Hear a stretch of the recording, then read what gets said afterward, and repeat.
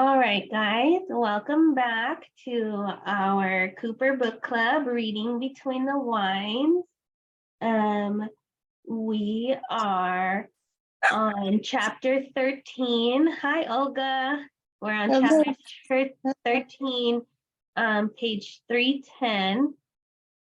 We're just starting, Olga, so you didn't miss much. Oh, good. Thank you so much. I've been a lot of issues, but thank you.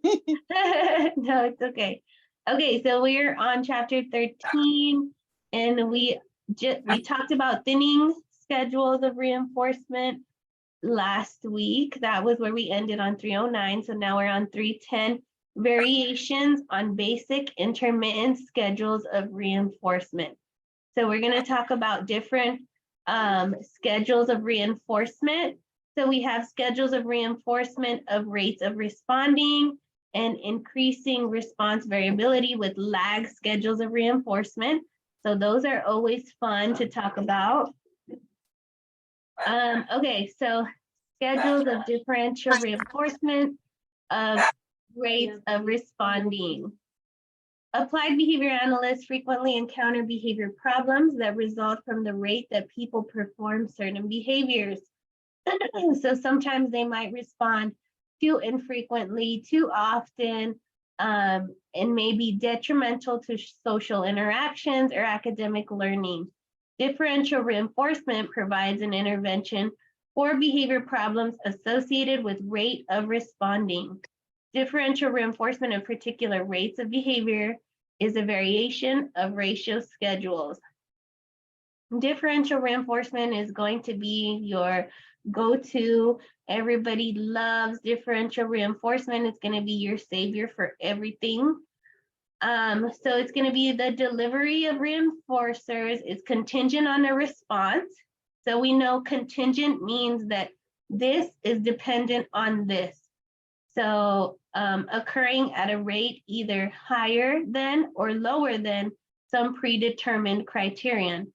The reinforcement of responses higher than a predetermined criterion is called differential reinforcement of higher rates.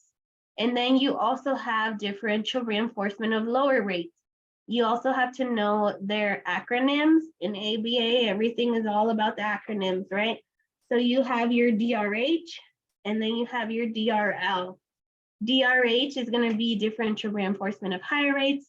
DRL is going to be differential reinforcement of lower rates. So sometimes we want the behavior to occur at a higher rate than it is, or we want it to occur at a lower rate than it currently is. So I can give you guys an example, and then maybe you guys can give me some examples that you have encountered where you might need to use a DRH or a DRL. So let's say little Timmy calls out in class all day long, even if he doesn't have the right answer. He's like, miss, me. I got the answer. And so he has like millions of call outs per class, and it's really disruptive, right? So he's interfering with everybody else's ability to learn. And so we want little Timmy to call out in class at a lower rate than he currently is. So we are going to put little Timmy on a differential reinforcement of lower rates. So we might say, okay, little Timmy, you call out 50 times a day in class, and today, if you can answer 5 questions or less, we're gonna take you to Disneyland. And he really loves Disneyland. He'll do anything for Disneyland. So we have put little Timmy on a differential reinforcement of lower rates. So if at the end of the day, mom checks in and she's like, hey, little Timmy, how many times did you call out in class? And teacher says, oh, he only called out 4 times today. And so guess what? Little Timmy gets to go to Disneyland because he was able to hit that criteria of only calling out 5 times or lower. So that's when we want to decrease a behavior. So the behavior is occurring at high rates, but I don't necessarily need it to be that often. So that's when you introduce those DRLs. If you guys want to talk about differential reinforcement of higher rates, that's when somebody is not engaging in a behavior enough, and I want him to do it a little bit more often. So let's say little Timmy's over here answering every question, and it's really unnecessary, or it's really out of hand. But then you have Olga over here that never answers any questions because she's kind of timid, and she doesn't really want to answer, and Timmy's over here answering every question, so Olga never gets a chance. So we're gonna put Olga on a DRH. We're like, okay, Olga, today, Olga, what do you love? What will you work for? Not what do you love? What would you work for? Wine. Wine? Yes. Okay, Olga would work for wine. So let's say, okay, Olga, we need you to answer at least 5 questions in the book club because you're way too quiet, and we need you to up those rates of responding. So Olga, if you at least answer 5 questions during our Zoom tonight, I'm gonna send you a bottle of wine. And she's like, okay. And so at the end of this session, I'm gonna check in and be like, okay, Olga, how many questions did you answer today? And if it's more than 5, then she's going to gain access to her reinforcer. So we put Olga on a DRH because she was engaging in a behavior that was way too low that we wanted to increase. Okay, anybody have any questions on DRH or DRL, or wants to give an example of a time where they needed one of these or where they have used one? And people on Instagram, if you guys are just joining us, I am on live so that you guys can start to join our book clubs live. So Celine, could it be that the DRL is used for behaviors that are inappropriate so that they can be reduced, and then the DRH for appropriate behaviors that are low and want to increase? Yes and no, because it depends on what you define appropriate, because we also have, what is it, DRD, the one where we want to diminish it completely? Is that what it's called, DRD? Yes. Yes, so you have DRD, and so DRD would be the one that I would consider one that I want to eliminate a behavior. It's completely inappropriate, but sometimes it's a behavior that is appropriate, but it's just the amount of times that they're doing it is inappropriate. Like, for example, the little boy that was answering too many questions. That wasn't inappropriate. You can answer lots of questions, that's good, but we don't need you to do it that much. So that would be a little bit different than the DRD, where we want to diminish the behavior completely. Okay, thanks. Does that help? Great.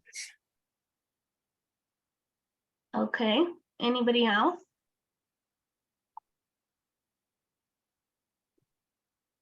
It can also be used for aggressive behavior, right? Like DRL can also be used for aggressive behavior, correct?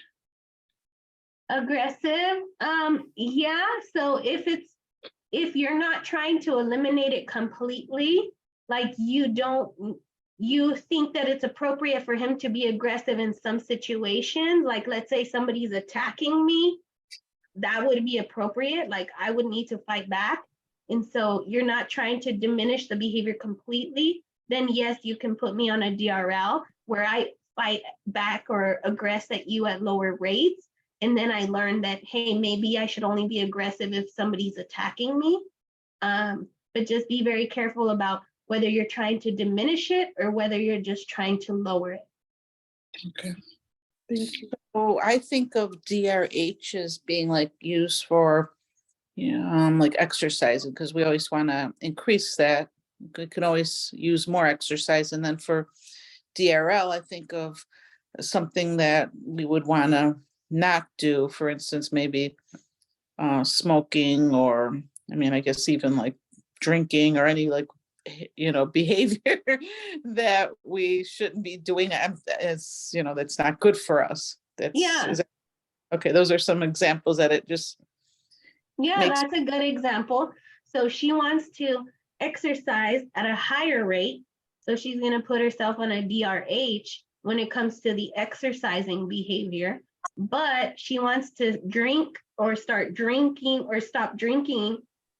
Maybe not stop drinking completely. Let's just drink a little bit less. You can put yourself on both of those schedules at one time. So I'm going to put myself on a DRH of exercising.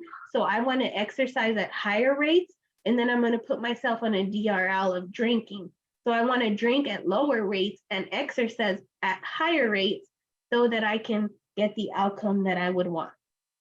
and then for diminishing, that would be where you would have like a set amount, right? Where you would say, okay, I'm only going to have, let's just say 10, hypothetically 10 drinks today.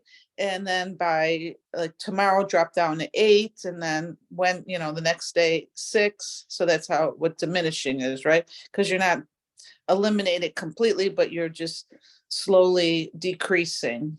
Yeah, slowly decreasing until it's gone. So Okay. like a smoker, right? Like you're not gonna like quit cold turkey because then you might have all these other adverse effects. So you are gonna put yourself on a DRD where I'm gonna diminish the behavior by allowing myself less and less and less until I get to 0 or wherever it is that you want to be. But diminishing, the end goal is to get rid of it completely. Like I don't ever want to smoke again, kind of thing. Right. Okay. Okay. What about IRT? What does it tell us about IRT?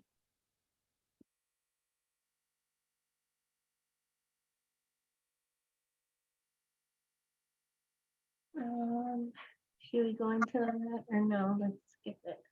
Oh, here's DRD. We were talking about DRD. So the differential reinforcement of diminishing rates schedule provides reinforcement at the end of a predetermined time interval when the number of responses is less than the criterion and is gradually decreased across time intervals based on the individual's performance. So fewer than 5 responses per minute, fewer than 4 responses per minute, then 3 responses per 5 minutes. To reduce off task of 15 high school seniors, they set a DRD criterion limit at 5 or fewer occurrences of off task talking during each 50-minute class session. The DRL criterion limits were then gradually reduced to 3 or fewer, 1 or fewer, and finally no responses. The students earned a free Friday class when they kept off-task talking at or below the DRD limit Monday through Thursday. Okay, so am I confusing myself? No. Okay, so DRL, we want to get them lower. DRD, we want to diminish them. So we're setting the criterion to smaller, smaller, smaller every time. So kind of like shaping downward, right? Kind of like going downstairs, you go down a step each time, whereas with lower rates, you're decreasing the behavior. From where it is. Yeah, but then where does that inner response time that comes in with lower rates, right?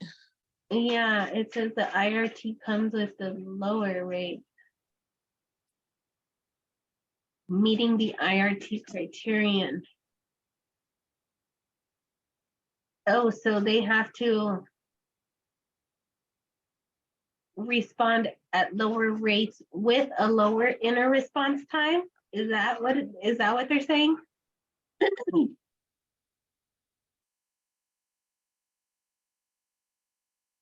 I don't know, I just don't feel it. I think I need to go back on my notes. Okay, so we can start talking about lag schedules. Lag schedules are super fun to talk about. We use them all the time and we don't even realize it. I'm not even gonna try to read the book because it's gonna confuse me. But a lag schedule of reinforcement is where we reinforce one response, but then we ask them like, okay, but what else? So let's say I ask you, Olga, what's in the sky? Give me one response. Moon. The moon. So she said the moon. So I'm gonna say, oh yeah, good job. The moon is in the sky. But what else? What else is in the sky? The sun. Cloud. The sun, the clouds. Good job. And then I'll give Olga her treat or her wine. Okay. But that's what a lag schedule is. It's where we're still reinforcing the response. You're like, yes, that's good. But what else? And what do you guys think the lag schedules are for? And what does it help with?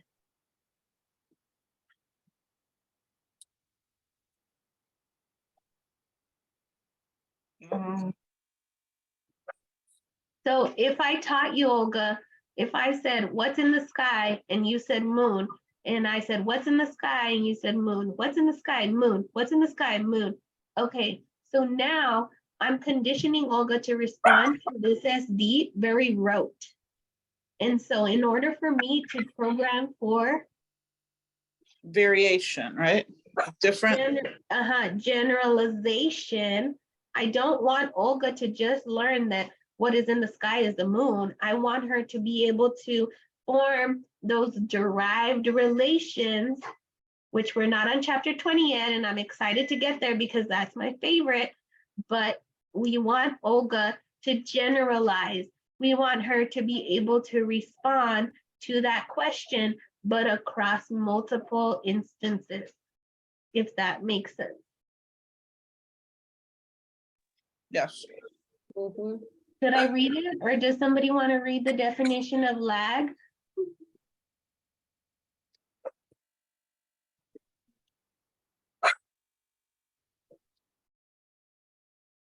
Denise, since you just got here, can you read lag for us?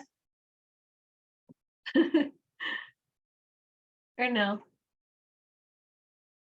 Yeah, sure.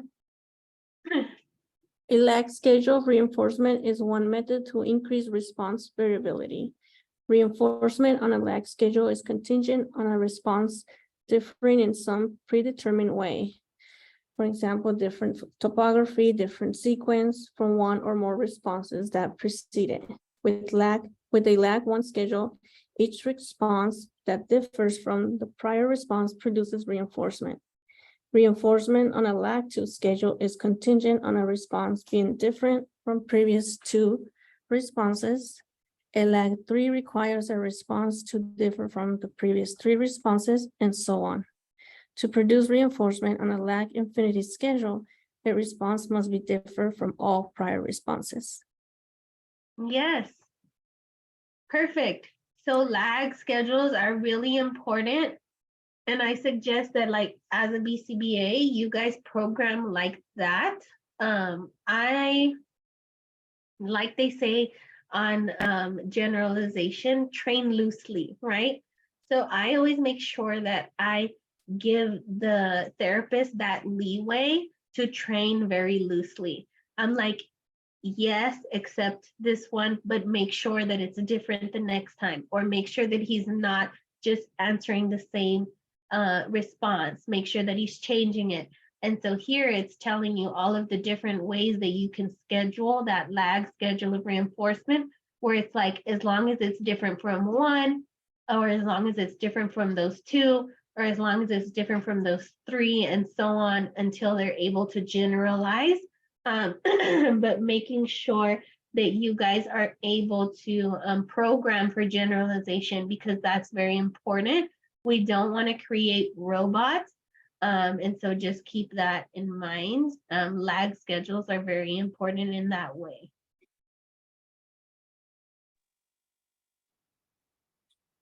And variation, right? So it's more like variety, Yeah, Giving- changing it yeah. up. right? Okay, Olga, while you're there, do you want to read a progressive schedule? As long as you don't hear my crazy dog in the background, that's why I have to keep muting it, but I will. Okay, yeah, page 313, progressive schedules of reinforcement. A progressive schedule of reinforcement systematically thins each successive reinforcement opportunity within the session, independent of the participant's behavior. Progressive ratio and delay to reinforcement, sometimes called progressive interval, time-based progressive delay or delay fading. Schedules of reinforcement are used for reinforcer assessment and behavioral intervention. Perfect. So it's a way to thin, right? Reinforcement opportunities. Yeah. Delay fading, time-based progressive delays. So yeah, we're delaying or thinning his access to reinforcement in order to increase his responses, right? Right, so an example of that would be where, correct me if I'm wrong, where, like, say you have a student in a class and you're kind of like they're one-on-one and you're always having to prompt them to open up their books and get out their pen and pencil. And then, so what you would do in order to thin that schedule is maybe the next time only prompt them to open up their book and then let them do the other steps, right? Or see if they'll do the other steps independently. Yeah, so slowly fading out your prompts. Right. Yeah, that's a good example.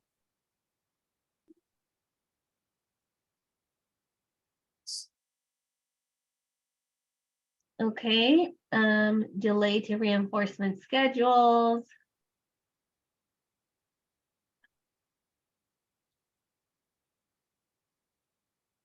Should we go over that, or does anybody have anything on delay of reinforcement schedules to add?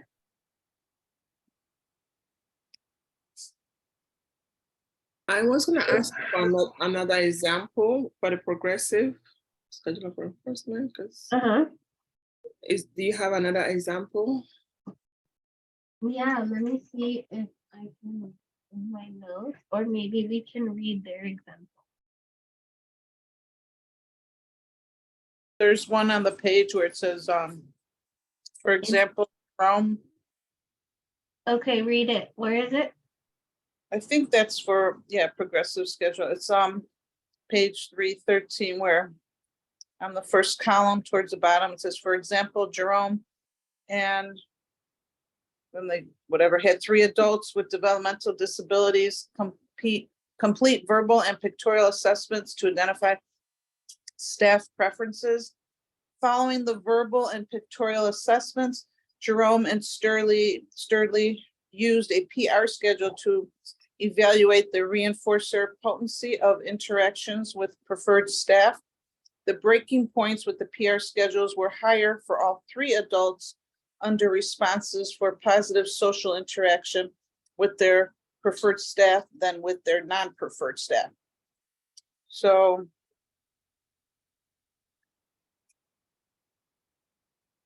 Systematically thins each successive reinforcement opportunity with the session independent of participant behavior. Hashtag breaking point, hashtag reinforcer assessment. So I guess this is like trying to figure out what is really that valuable. So in addition to the use of breakpoints, as a measure of reinforcer efficiency.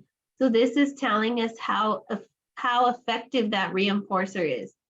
So PR schedules are also characterized by the omission of a terminal schedule value.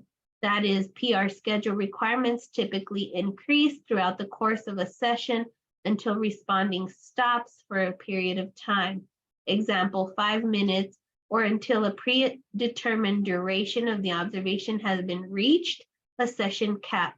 Thus, total response output as opposed to the response rate and breaking point values are the primary measures of interest when evaluating behavior with PR schedules. So basically with progressive ratios is we're just trying to figure out what's the ratio strain. So how far can he go for this chocolate bar? How far will Olga go for wine? You know, like it's probably going to get to a point where she's like, all right, I don't want to do that. Like that's too much. I'd rather just drink water or something. So that's what they're saying, that the progressive ratio schedules, they're trying to determine the value or find those breaking points of response rates. I don't know if that helped. Thank you. Yeah, we did.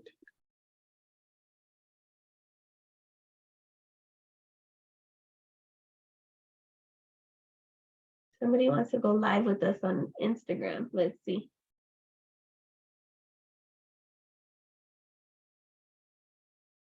Did that help you guys? Yeah. Yes. Okay. Delay to reinforcement. Delay to reinforcement, tolerance training. Delay to reinforcement is delivered.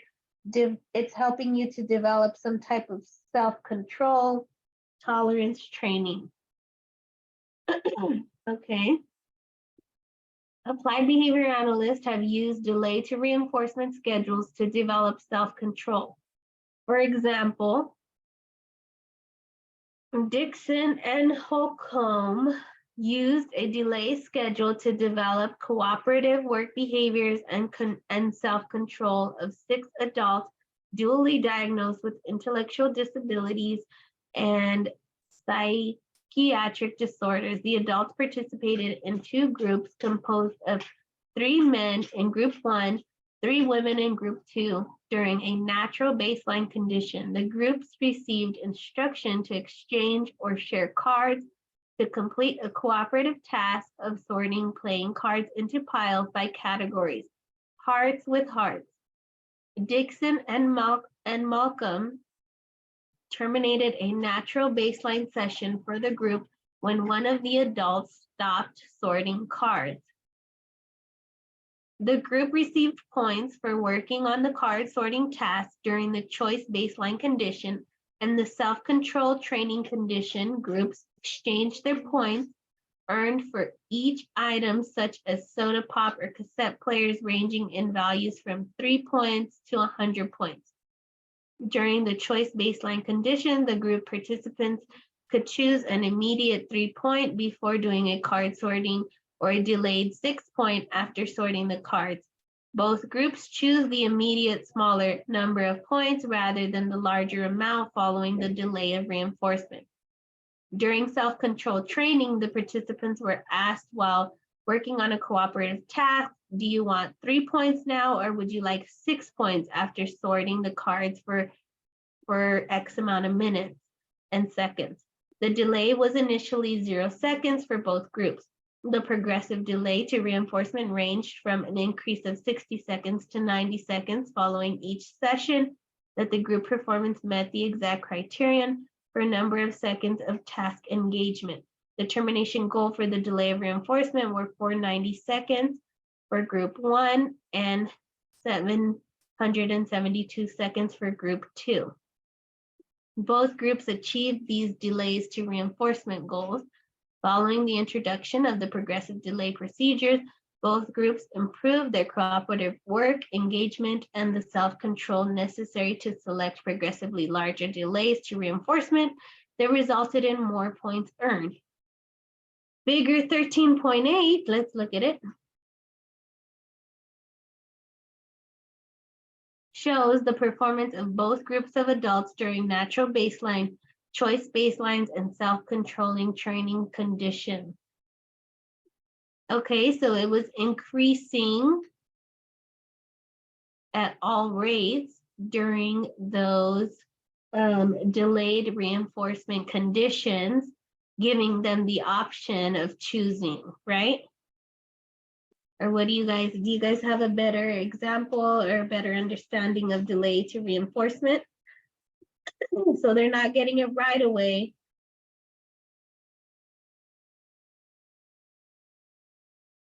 They're having to wait a little bit longer.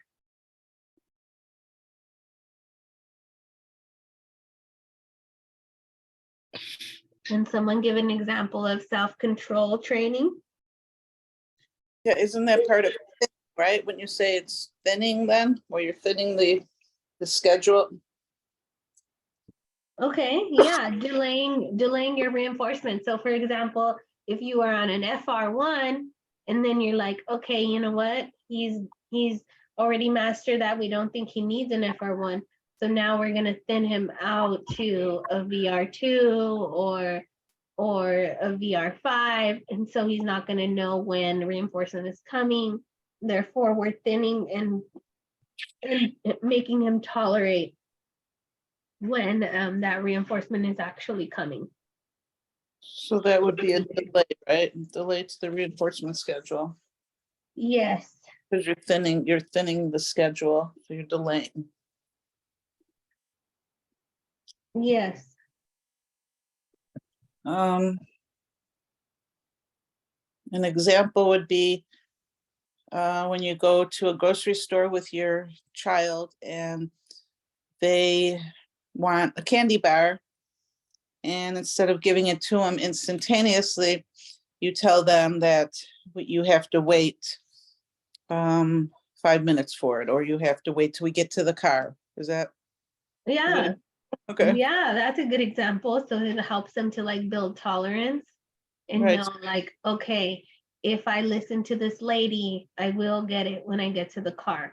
So in a way, like kind of you have to make sure that you have that instructional control and that you have that, they have that trust in you and they're able to be like, okay, I believe Olga, she's gonna give me a candy when I get to the car. So I gotta calm myself down and I will get that candy eventually.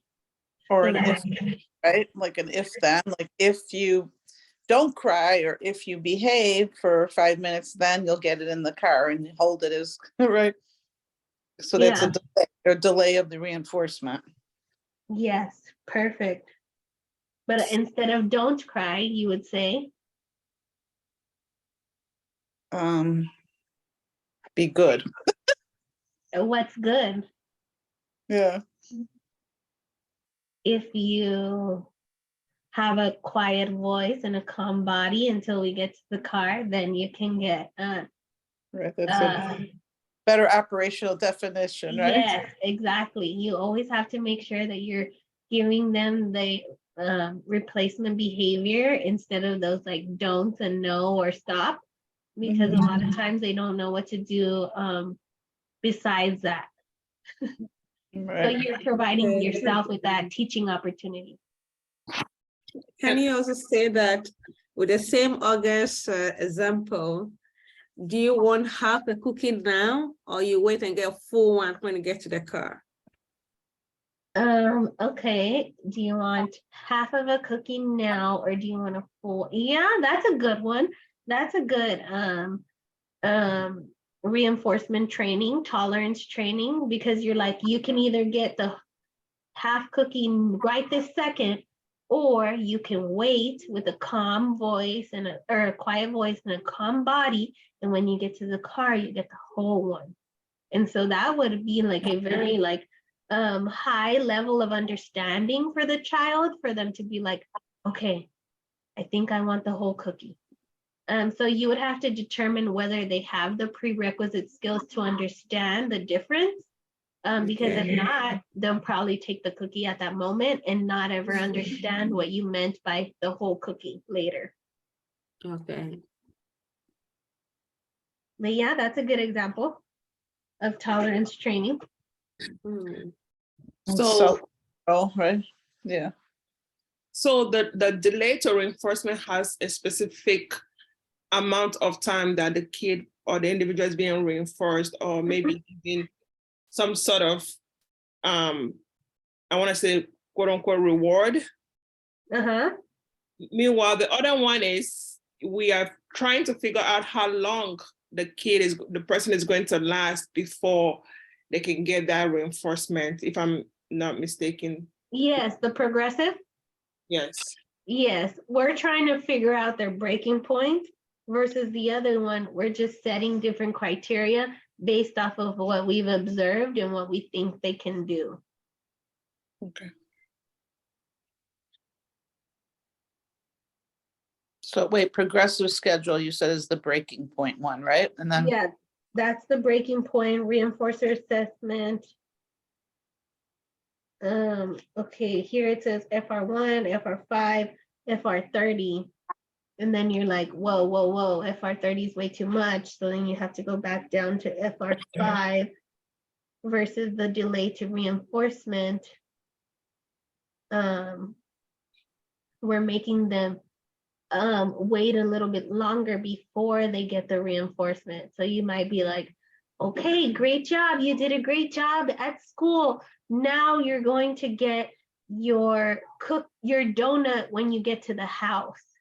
So it's not happening immediately following the behavior. It's more like a promise. If I don't know if that makes sense or if I explained it good.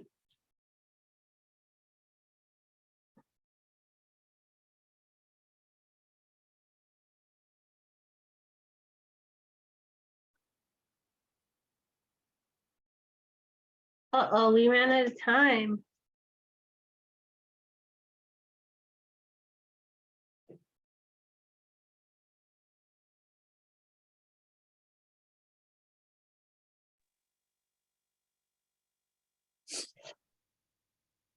with the Zoom or, No, with the book. oh, Okay, the next thing is compound schedules of reinforcement. Should we pause and talk about compound next week? 'Cause yes. I feel like that's gonna be a lot. Any chapter, but has a lot of information in this. Yeah, I feel like we need a long time to talk about compound schedules. But this is really good. I Yeah. like it. Okay, hold on. Let me stop recording. Okay, bye YouTube. We love you. Thank you for joining us.